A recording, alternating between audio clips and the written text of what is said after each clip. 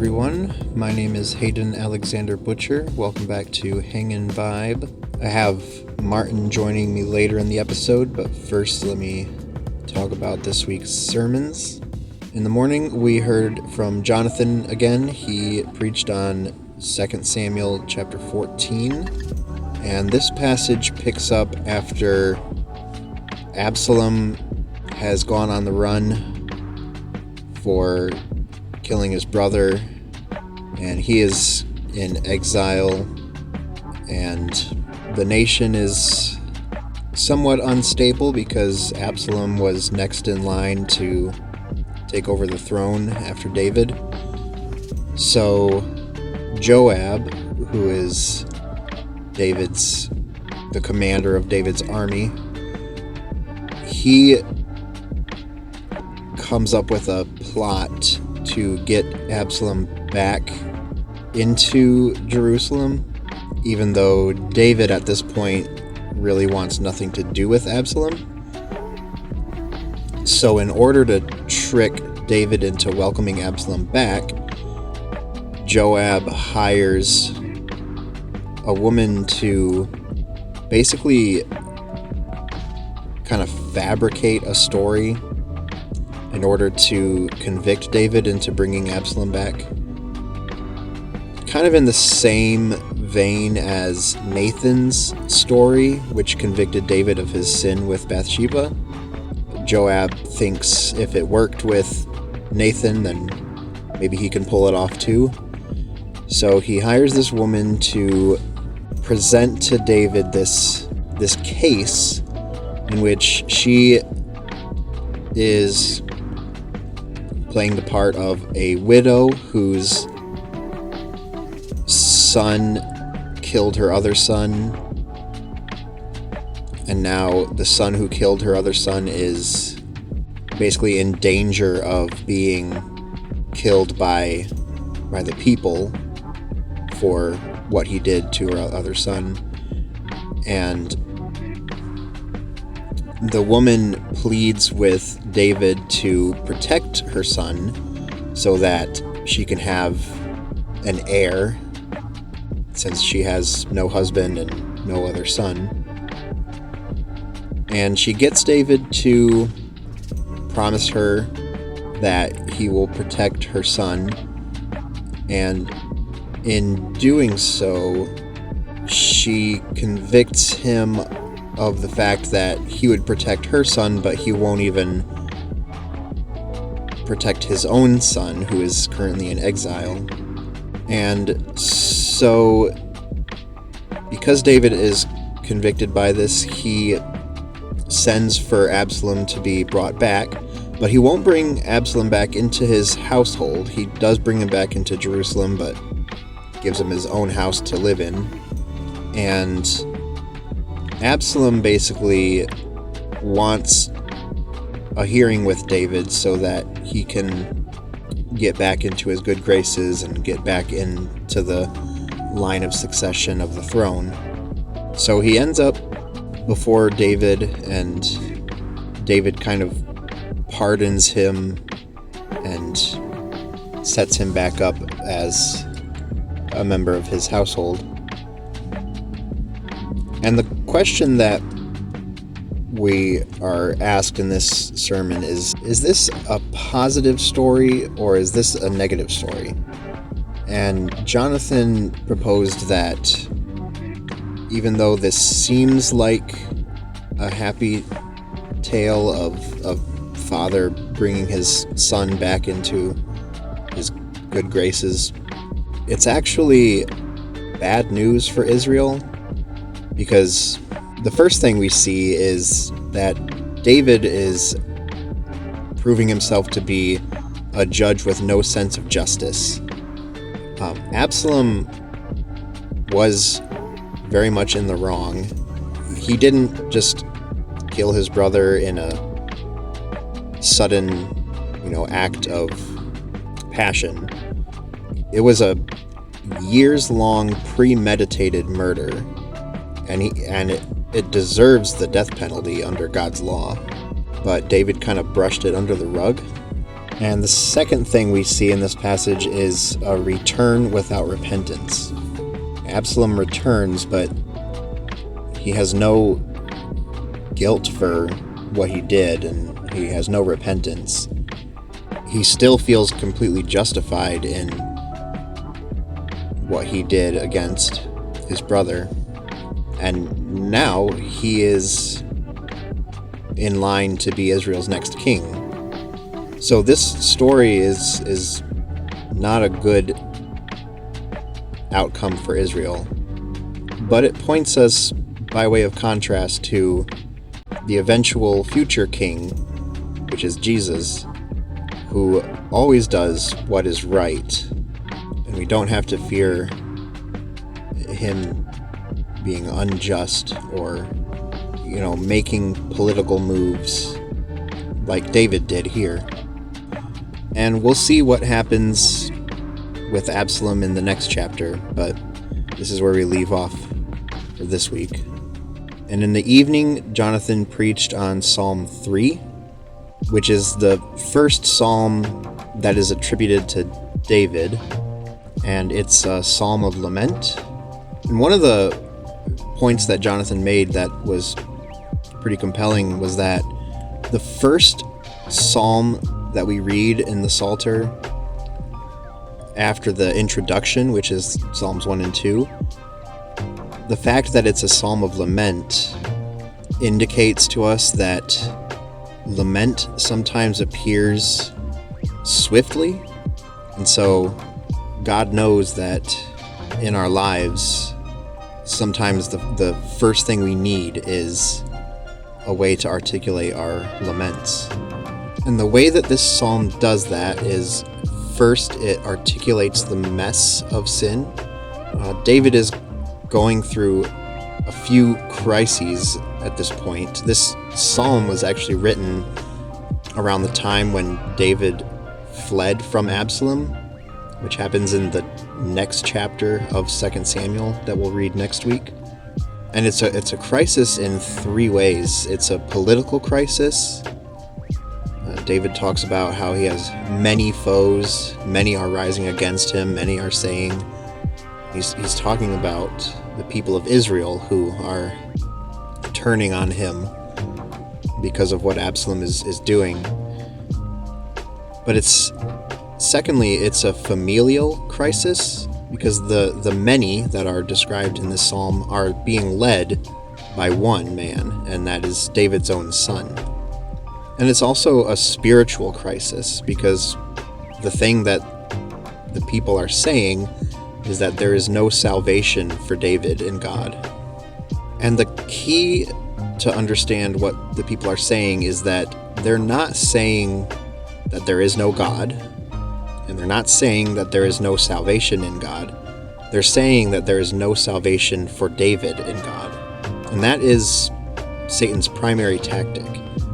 It's not to get us to doubt that God exists or to get us to doubt that God saves, but it's to get us to doubt that God would save us. But the second thing that this psalm does is that it isolates the single solution to all of our troubles. And that solution is God. God alone provides safety. He is a shield all around us. God alone gives meaning. David describes him as his glory. He is what makes life worth living, even when everything else tells us that it's not. God alone restores our weary souls when we are discouraged. David describes him as the lifter of his head. And God alone responds when we need it most. And the last thing that this psalm does is it demonstrates the unique confidence that belongs to believers when we face trials of any kind. David describes himself as being able to lie down and sleep. And that's noteworthy because in a world where we face so many troubles and stressful situations, without God, it can keep us up at night and keep us from being able to sleep and to rest. But by trusting in God, believers are able to sleep peacefully. And we see that by example in Jesus when he was on the boat and they were at sea and the storm was tossing the ship around, but Jesus was asleep in the boat because he had complete faith in God that God was in control of the storm and that he would be safe. And we also see it in Peter when he was in prison and he was on death row, but he was able to sleep soundly in the prison cell because he trusted in God and in God's providence and his sovereignty. So we as believers should share in David's confidence and live in a way that demonstrates our trust in him.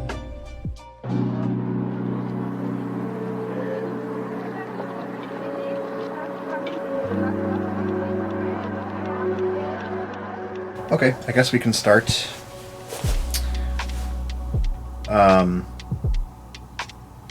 Yeah. Welcome back to Hang and Vibe. Hello. What an opening. I usually. Why are we here? What's happening? Who are you? My friend Martin has joined me in this episode to discuss some of our one each of our favorite bands. I've picked one and I asked him to pick one, and we're gonna share some songs by those artists.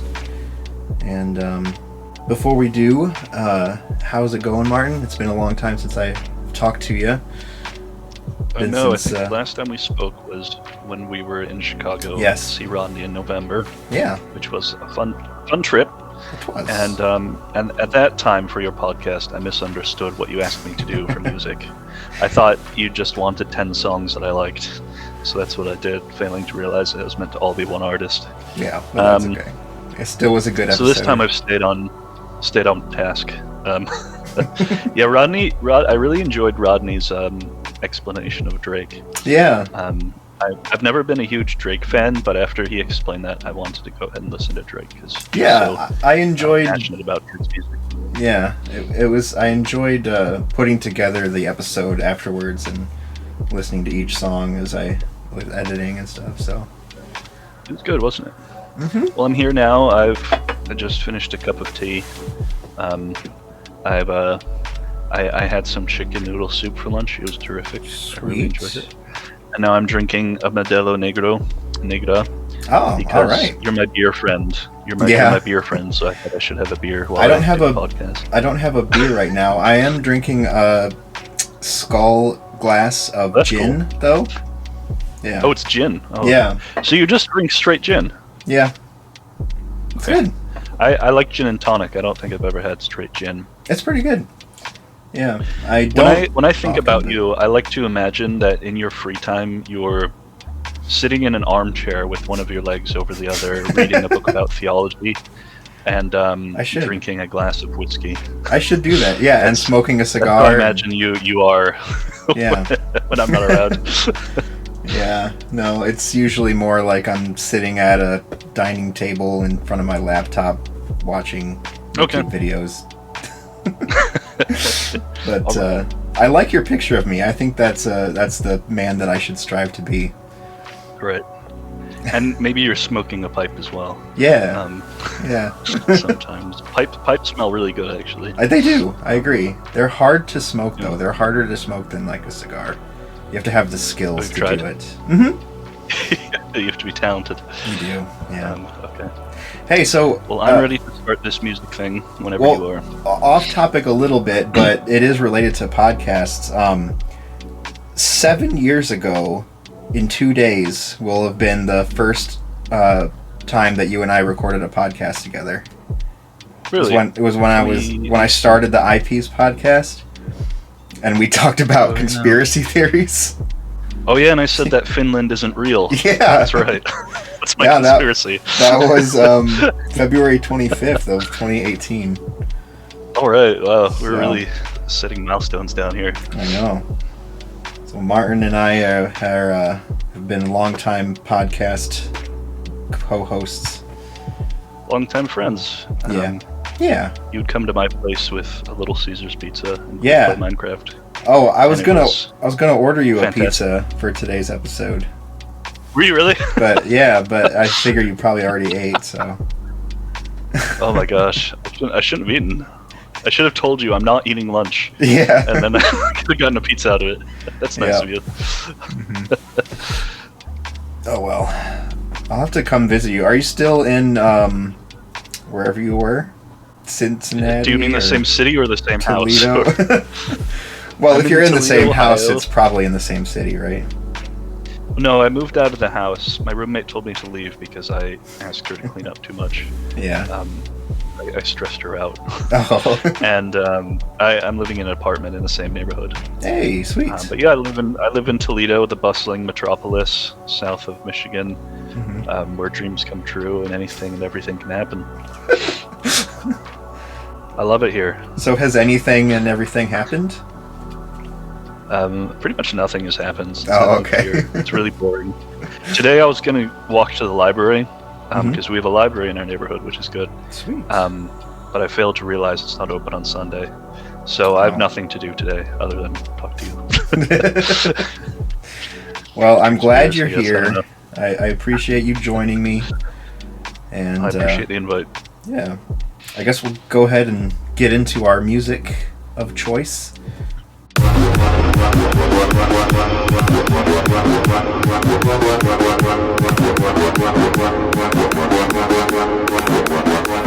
I listened to all the Uamee songs you sent me. Yeah. Well, listen. Like on the way back from my errands. I found out that it's actually pronounced Uamee. Do it. Yep. I always pronounced it Uamee as well, but I looked it up and it's actually Uamee for whatever reason. Okay.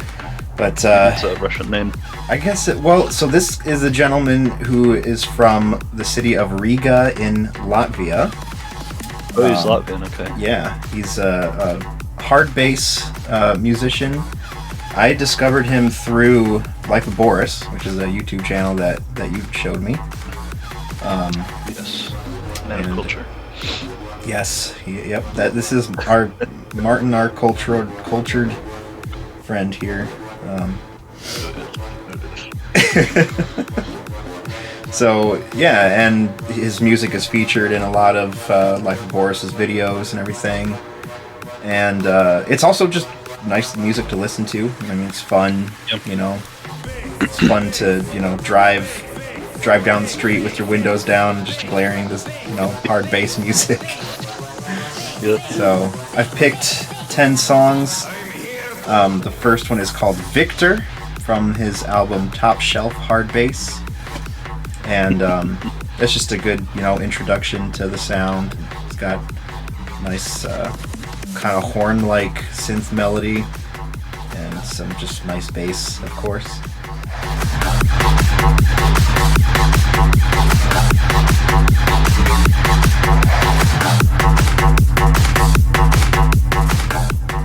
The second track I picked is actually my favorite track by him, I think. It's called Matryoshka. I'm not going to pronounce these right, but... Matryoshka. Yeah. This is from the album Squat, and like I said, it's one of my favorites. I love the bass melody. And, I like the part where it cuts out, and then he kind of says the title of the song in like a low pitched voice, and then it comes back in, and the bass is kind of like pitching up and then back down. Yeah. Yeah. My best recreation of that.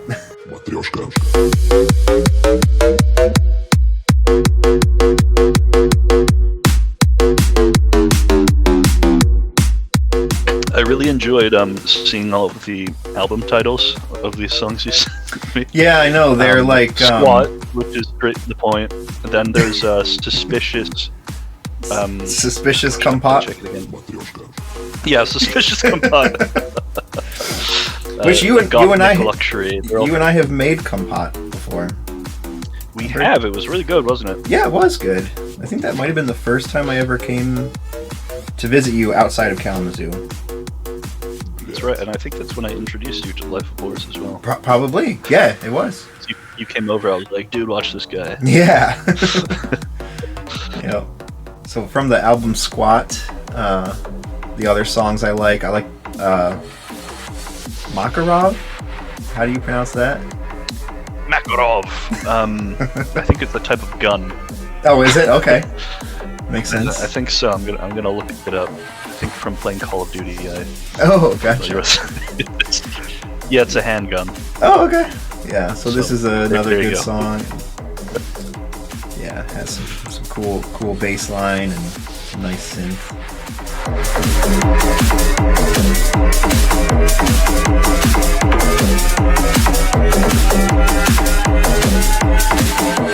I think that was one of the ones I liked most, if I'm remembering correctly. You did? You like that one, You right? sent me. Okay. Yeah, I quite like that one. Sweet. Yeah, and then October is a pretty good one. This one kind of switches up styles a little bit in the second half. It's got more of like a rave kind of like sound with like some saw synth in it. Yeah, a lot of his songs, I feel like a lot of his songs can kind of sound the same, but every once in a while he'll switch it up a little bit and throw in a little bit a different style, so it's always cool.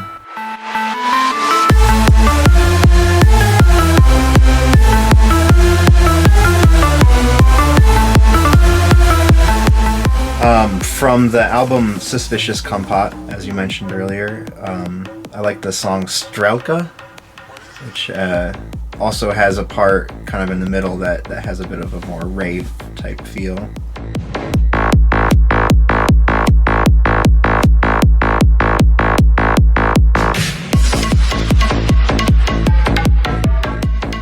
And then the song Protivbogas.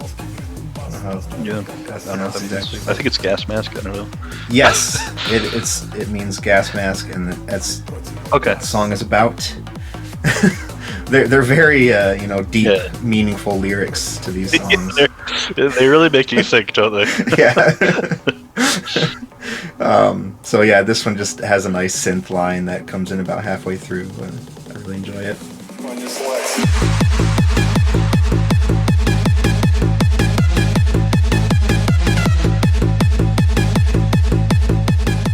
Just a few more songs that I have by him.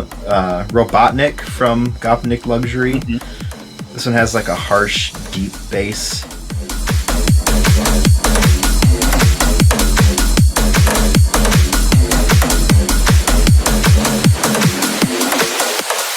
And then it cuts out at one point and it comes in with some kind of dubstep sort of synths. I feel like some of his songs have a little bit of dubstep influences.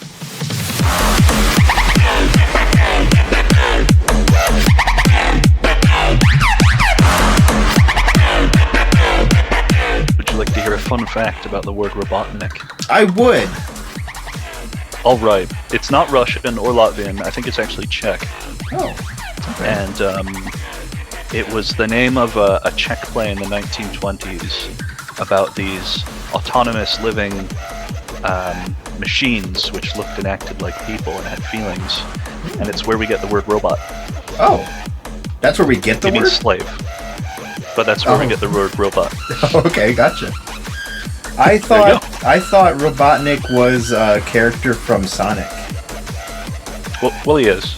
Oh, okay. But that's the origin of the word. Oh, okay, gotcha. So it was an actual thing before it was the character. Yeah, exactly. Gotcha. The next one, Rucker Park 2019. That one has a part that comes in about halfway through that's very dubsteppy.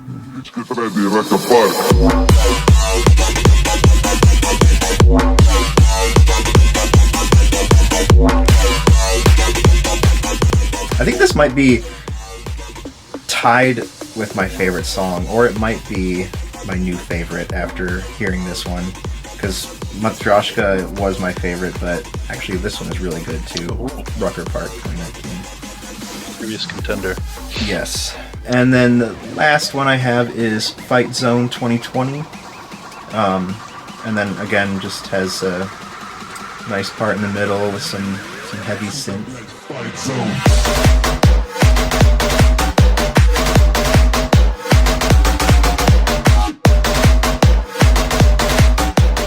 Yeah, that's all I really have to say about these songs. Just nice, danceable. Yeah, they're fun songs. Get you hyped up. Yeah, exactly. I used to listen to a lot of hard bass when I ran. Oh yeah, that's a good idea. Keep me going. Yeah. На горизонте облаком темных сотнями тысяч лиц, что вдалеке кажутся мглой стаи хищных птиц. Alright, so my pick, I only picked 5 songs. That's fine. But I picked a singer and rapper called Drummatix. She's, from what I can see, she's got a decent following in Russia, but she's not super mainstream. Like, she's not a huge, big hit artist. And I discovered her music on Spotify, as I do with most of my music. And she's got a very aggressive style. Did you listen to these songs? I did. I liked it a lot. Yeah, she's very good. Her style is very aggressive. I don't think I realized it was a female. A lady? Yeah, yeah, because she's got the kind of a deep voice that she leans into when she raps. But when she's got a really wonderful voice, which, because she sings too, and I think she's a really lovely singer.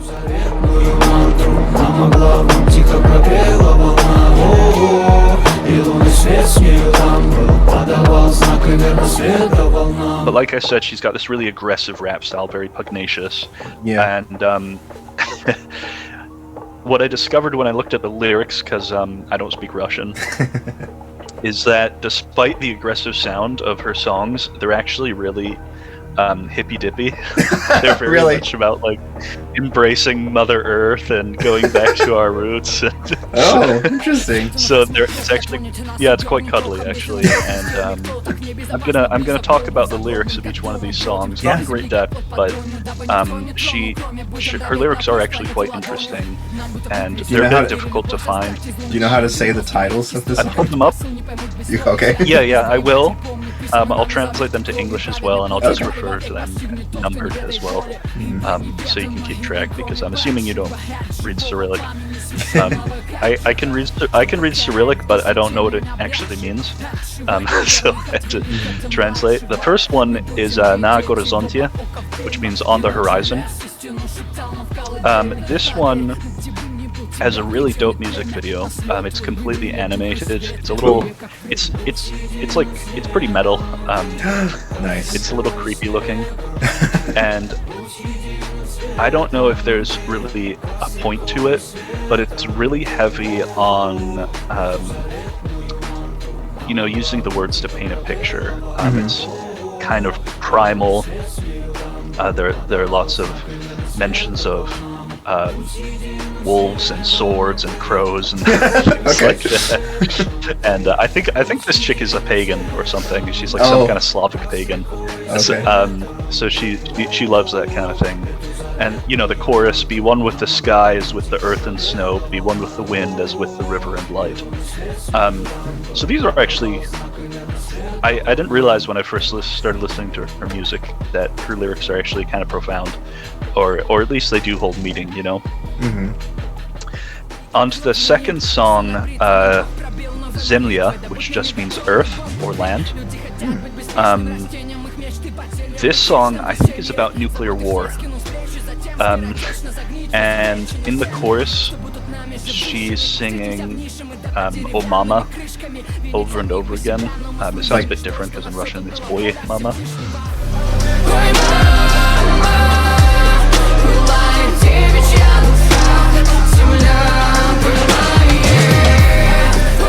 Like mama, like mother? Yeah, like mother. Oh, okay. She's saying, "Oh Mama, the maiden's soul is burning, the earth is burning, oh Mama, and the quiet ember of the heart is burning to the ground." And I think it's about the end of nature because of nuclear war or something. So it's, it's got quite terrifying imagery. Here's some more lines from it. After all, along those warpaths there's a swarm of tombstones. A nuclear mushroom for the earth is like an even halo. God pierced us with a sleepy razor, with a new prayer, get me megatons of bombs and fire. So yeah, it's pretty disturbing. But she really pours her heart out into this one. It feels like the chorus, it really feels like she's crying out to her mother, in this case, Earth. Okay, yeah. Also, keep in mind that lyrics I've got here are all translated by Google, so there may be some errors. I just put them into Google Translate because I couldn't find English lyrics. Oh, okay. So I just had to copy and paste the Russian. The next song, number 3, Duchi. I got 2 translations for this. One is perfume, and the other is spirits, like the spirits of people. Okay. And this one, again, this one is this one is another one that sounds really hardcore.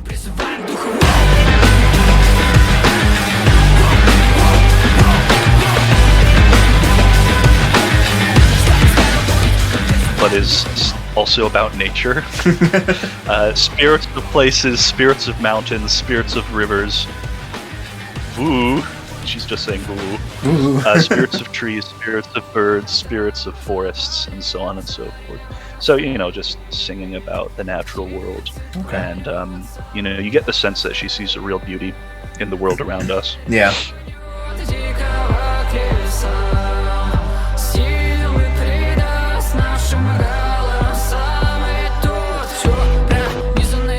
The 4th song is called Vozduch. This means air. This was the first song of hers I heard, and I heard a remix of it, which I'd say as a song I prefer to the original. Oh, okay. But the original it kind of showcases her singing ability more, and it's quite a beautiful song, I think. And it's about appreciating kind of the natural world, but this one kind of goes on into the afterlife. I have no idea what her conception of an afterlife it is, but she says eternity smells of oil, no place for love, no place for love. Here the light comes in through the windows and he's coming across the sky. So again, pretty heavy on imagery. No idea what she's talking about.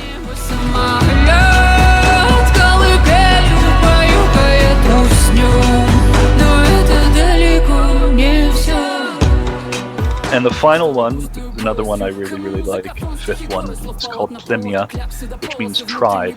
This is one of her rap songs, and this one she's got a really aggressive rap style in this one.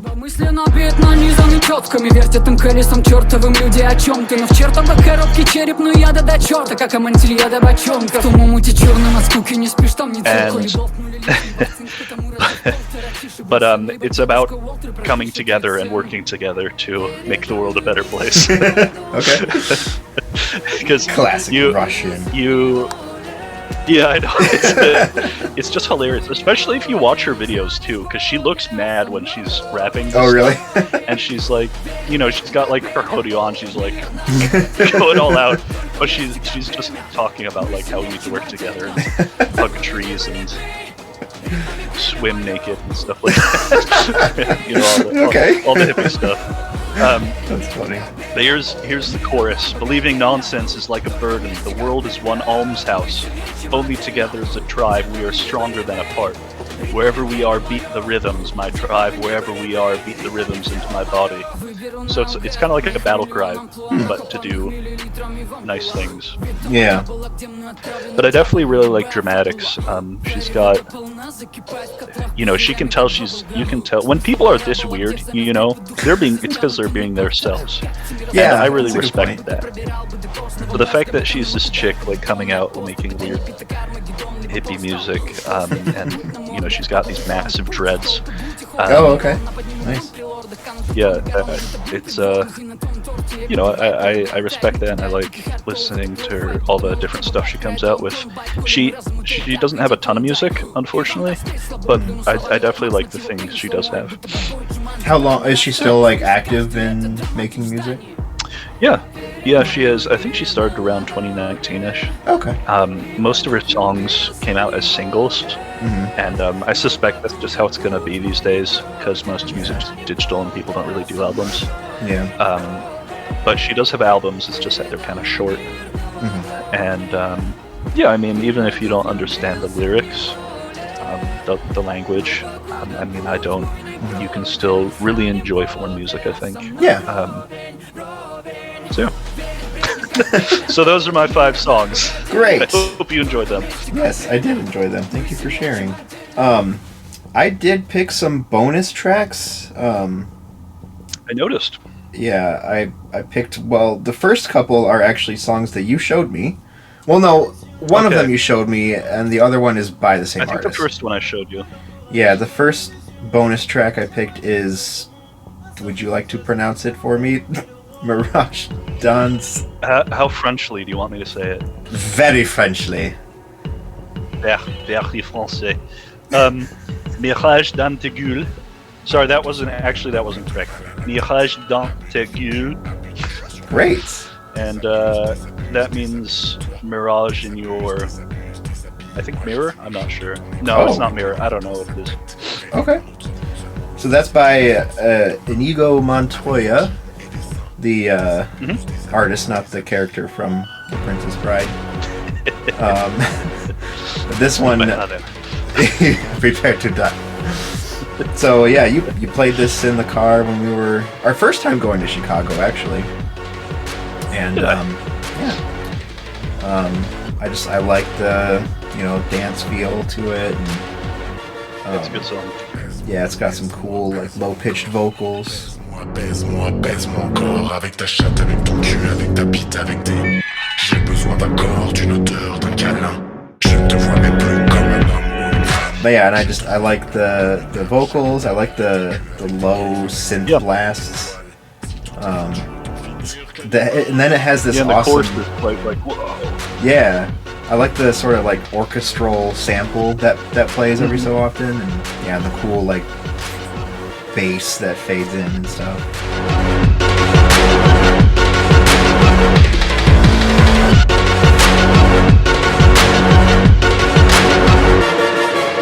And then I looked up the artist to find some more songs by him that I liked, and the next one is Orchestre du. Keep going. Take it away, Martin. Orchestre du vélo tout-puissant. Wow, that was beautiful. Thank you. Thank you. What does that one mean? I don't know what it means. Oh, okay. Orchestra of the bicycle, all something. The I don't know bicycle? what the last word is. Okay. Yeah, this one's really cool. Has like a cool kind of ominous vibe to it. Yeah, and just has some nice like staccato samples that play in the instrumental part.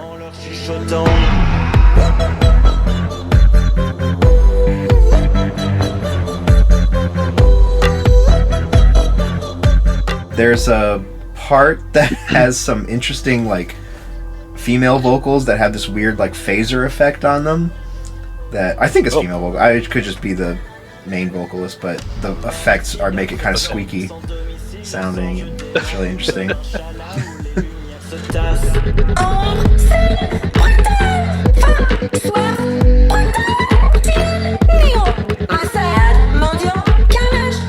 I've not heard. I don't think I've heard this one. I think I'll listen to it after. It's good. Yeah. And then I just have 2 more bonus tracks to share. First one is Levitate by 21 Pilots. Are you familiar with 21 Pilots? I'm fairly sure I've heard some of their songs. Okay. They're pretty popular, right? Yeah. But I've not really listened to them myself. Okay, gotcha. Well, this is one of their tracks that I really like. It has some awesome synth pads in it and a cool fast beat. And I really like the just like unrelenting flow of the vocals. How it's just like he hardly takes a breath. He's just like rapping, just rapidly. Chorus verse, now here comes the 8. Wait, habits here to hear the worst. Your structure compensates, but compensation feels a lot like rising up to dominate by track. To at least they all know all they hear comes from a place. This is a track that was produced by Paul Meany, who was the frontman of Mute Math, and now he kind of works with various artists, but especially he works a lot with 21 Pilots, and he posted a video on YouTube of himself like breaking down the making of this track, and it's really interesting. So, okay. So I thought you were going to say breaking down. Just leave it at breaking that. down, weeping over how beautiful this track is. I'm such a talented artist. I'm so amazed by myself. But yeah, I'll post a link to that video in the description if anyone's interested in seeing that. And then the last bonus track that I wanted to share is by another artist that I've spotlighted on a previous episode, Unlike Pluto. Mm-hmm. I like the song Life in a Hole. And I actually just recently discovered this one. I don't remember if it's a new track or if I just didn't hear it before, but there's a beautiful vocal melody in the chorus, and this awesome synth bass comes in and just sounds beautiful. So check that one out. Faux show. Please fill up my soul. My tap is running low. Please fill up my soul. My life is in. Oh yeah, I'll listen to all of these after this. Heck yeah. Did you have any bonus tracks that you... Cheers! I thought cheers, yes. Tink. Yeah, any bonus tracks. Yeah, or any that you can just come up with off the top of your head. Anything that you've been like psyched out of your mind about lately. Yeah, I've been enjoying some songs, but the names are all Russian, so I can't really mention them because it won't make sense. Give it your best shot. There is one Russian band I've found. They're a duo, and all their songs are made to sound like Spanish or Latin music. Really? Interesting. So yeah, but they're all in Russian. Okay. And they'll throw in Spanish words like amor. I definitely speak. I still speak some Spanish. I've lived in Spain for a bit. So it's kind of weird just to hear them like singing Spanish-sounding music in Russian, and then like throwing in one Spanish word and then going back to Russian. Космос, комната от вашей сорочки батистовой. Избавьтесь от лишнего догмата, сеньорита. But they're called Bazaar. They're pretty talented, honestly. They make good music. Okay. I've listened to a few songs by this Russian singer called Dekuka. And I have no idea what that name means. That name is, you can just type it with the English alphabet. But yeah, her music is Russian, and she's got some pretty good ones. She's a good singer.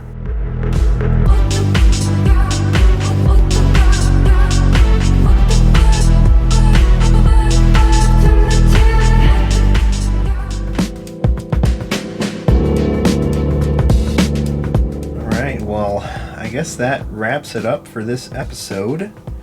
So, sorry I didn't buy you a pizza, but we all have to That's alright. Come over sometime and visit, and we can get some pizza. That'd be great. Once I have a table, I think I'll let you come over. 'Cause I don't have a table. You don't have a table? I don't have a table. Oh, my dining room is just storing my recycling, because there's no recycling here either. Everybody donate to this episode, and we'll raise a fund for Martin to get a table. Yeah.